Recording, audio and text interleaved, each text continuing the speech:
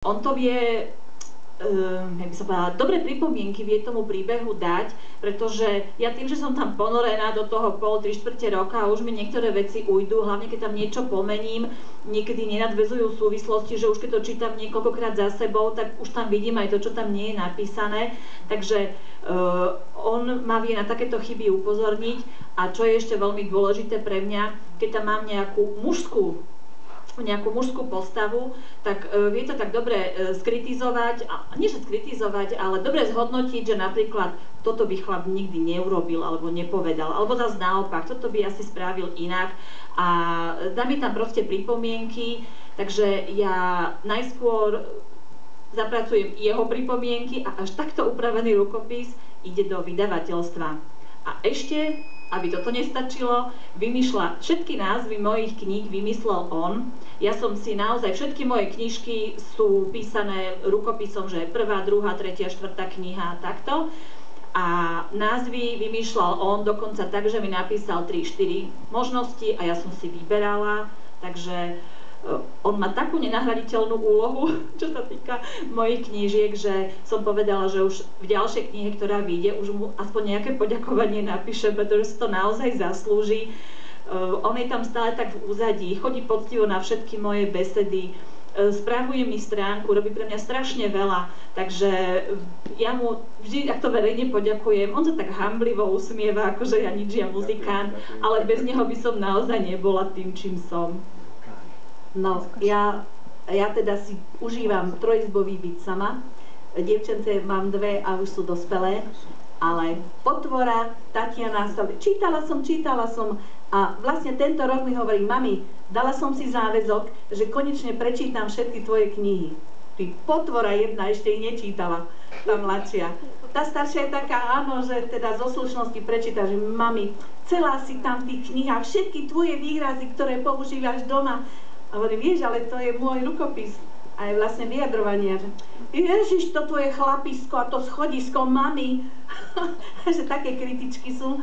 No a kto mi teda pomáha, mám takú priateľku, ktorá je taká veľká knihomorka a ona vždy prečíta tú knihu a číta rôzne žánre, takže ona tak skutočne s takým nadhľadom mi povie, že či tá kniha graduje, alebo či sa čítala jedným dýchom, alebo dobre. Čiže to mám takého človeka, ktorý mi to ako prvý ohodnotí.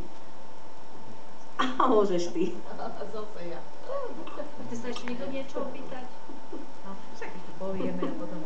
Sú nejaké témy, že o ktorých by ste nedokázali písať, alebo ktoré nechceli písať? O ktorých by sme nechceli písať? Tak ja neviem, témy si vyberáme podľa toho, čo nám sedí a čo nás osloví a čím žijeme. O politike, určite o politike ani ja nie. Ale ja by som nemohla nejaké to sci-fi písať, alebo nejaké detektívky by som asi tiež nemohla veľmi písať, lebo ja som hovorila, že ja sa bojím. Ja by som sa tak strašne bála toho, že ja by som asi pod stôl zaliezla, no a to by sa mi asi zle písalo, viete. O takých tých nadprirodzených veciach a takýchto, ja nie. Sú druhí, ktorí o tom môžu písať a značením a radi a dneska je to aj veľmi populárne, ale môj žáner to nie je.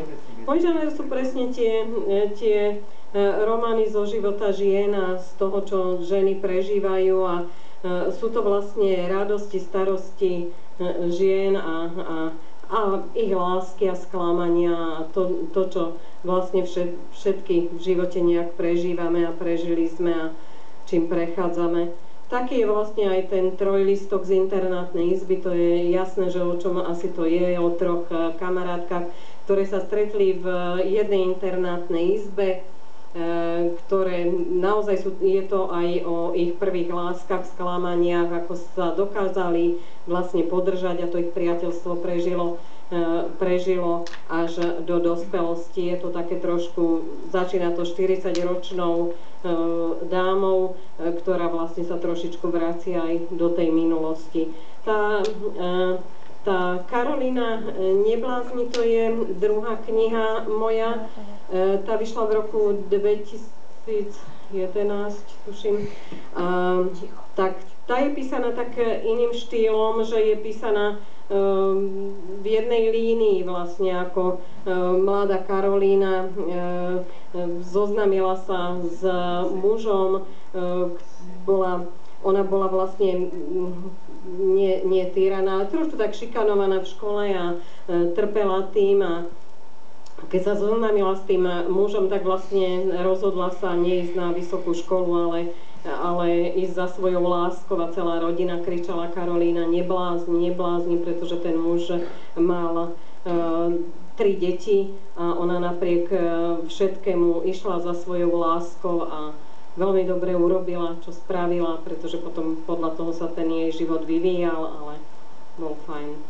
Tú knihu mám veľmi rada, lebo je to taký autentický príbeh a niekedy niektoré čitateľky mi vyčítali, že ale v živote nemôže byť tak niečo aj také pekné a nemôže byť.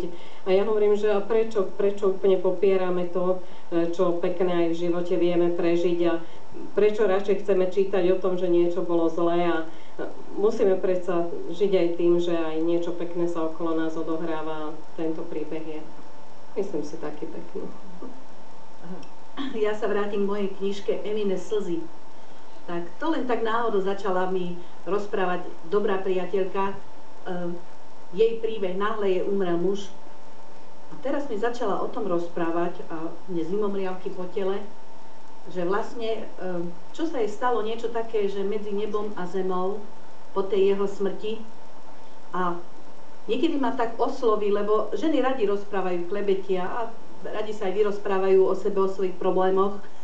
A doma som nad tým premýšľala, len Eva, ja by som o tebe napísala knihu. A ona akože tak nad tým premýšľala, príliš nebola tým nadšená, ale potom súhlasila.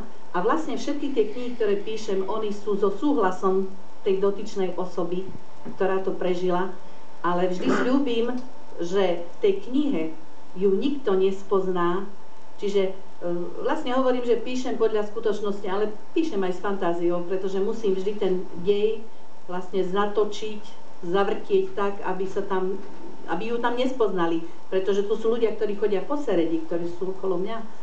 Takže a táto kniha sa mi písala veľmi dobre a neviem, mám k nej taký asi veľmi vrelý citový vzťah a koniec tej knižky, ona mi ho nedokázala vyrozprávať, tak ona mi to písala mailom.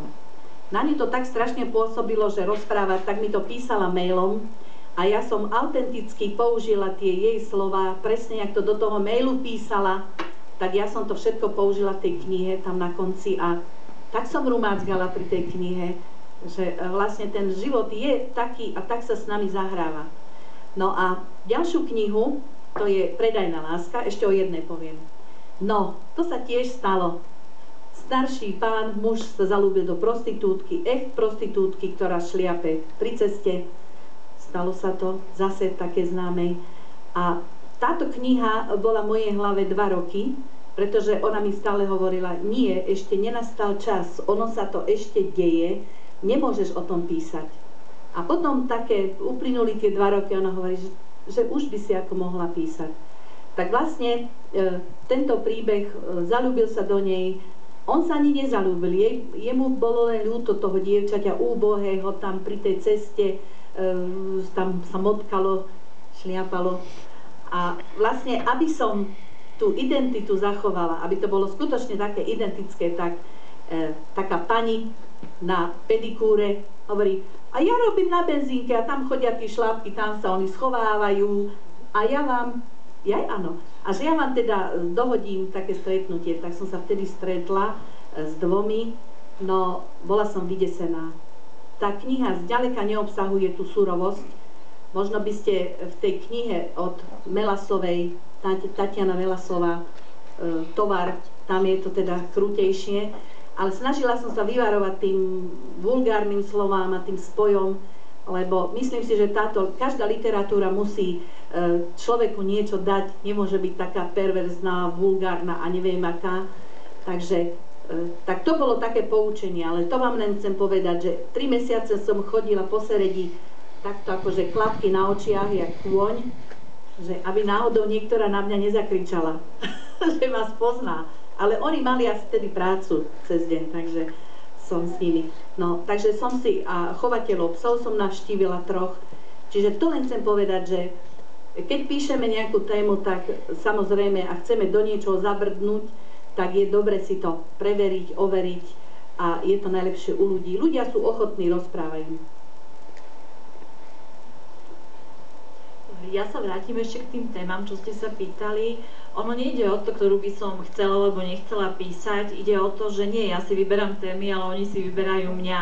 A nie je to o tom, či sa mi to chce alebo nechce, ale jednoducho musím. Ja tomu hovorím, že tlak do chrbta. To je jednoducho niečo, čo mi nedá spať, čo do mňa dobiedza, kde mi stále behajú myšlienky. A vďaka tej mojej fantázii ja už to začnem rozvíjať a začne sa jednoducho rodiť ten príbeh. Ja by som... Ja nechcem tvrdiť, že moje knihy sú všetky vymyslené. Nie sú to autentické príbehy, ako hovorila Ruženka, že skutočne by mi ich niekto vyrozprával a že naozaj od začiatku do konca sa takto stali. Ale je to presne o tom, že čítam všeličo, počujem všeličo, stretávam sa s ľuďmi, rozprávame sa a sú to skôr také drobné čriepky, niečo, čo si poviem, to by sa mi akurát hodilo do knihy, lebo to teraz tam píšem. Takže ja z takýchto rôznych drobných čriepkov realistických, ktoré akože povstúvam do knihy, jej možno dávam taký ten punc autentickosti trochu, pretože stalo sa mi pri tejto prvej knižke Nádej stratených duší, že som tam použila asi 2 alebo 3 naozaj situácie z reálneho života, kde mi pani redaktorka napísala, že tak toto sa nikdy nemohlo stať.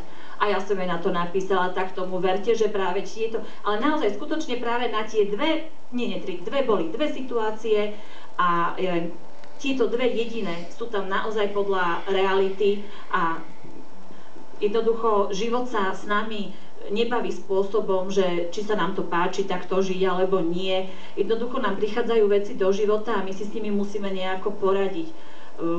Stretávame sa s rôznymi ľuďmi, máme svoju vlastnú cestu, takže v podstate, jak som spomínala, ako čo život človeka, to jedna kniha by mohla byť.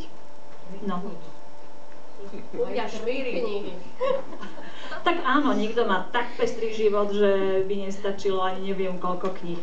No, aby som vám trošku priblížila túto prvú moju knižku Nádej stratených duší, je to vlastne príbeh paralelný 2 rodín.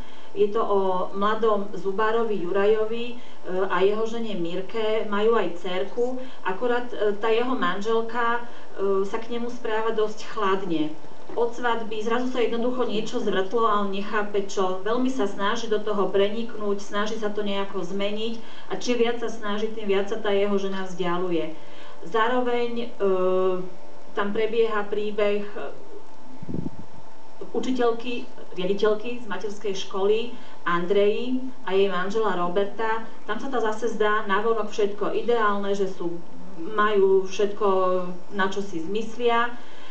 Iba že Andrea trpí pri Robertovi, pretože je, jak by som povedala, nie je násilnícky, je len arogantný a egoistický. A jednoducho potláčajú a vysmieva sa svojmu vlastnému synovi, pretože Robert je športovec, je úspešný obchodník, jeho syn je síce múdry, ale je také športové drevo, takže sú tam určité problémy. A na jednom mieste v tejto knihe sa jednoducho osudy týchto 2 rodín pretnú a odvtedy už nič nie je také, aké bolo. Tak sa im tie životné osudy poprepletajú, že sú z toho, a ja som z toho bola vedľa, aj oni z toho boli vedľa. Ešte k tejto knižke by som chcela povedať, že na začiatku a na konci je tam taký, ten úvod a ten záver je tak trošičku mystický. Kniha nie je mystická, ako nie je to nejaká fantasy literatúra, ale jednoducho asi v polovici knihy som takisto dostala taký ten silný tlak do chrbta, takú tú myšlienku. Jednoducho napísala som úvod a záver s anielom. A keď som to posunula do vydavateľstva, tak prvé, čo bolo, chceli, aby som to odtiaľ dala preč, že to sú hlúposti a neviem čo. No teda veľmi som musela za to bojovať, vybojovala som a práve mnohí čitatelia mi hovoria, že by to v tej knižke chýbalo, že sa im to tam páči.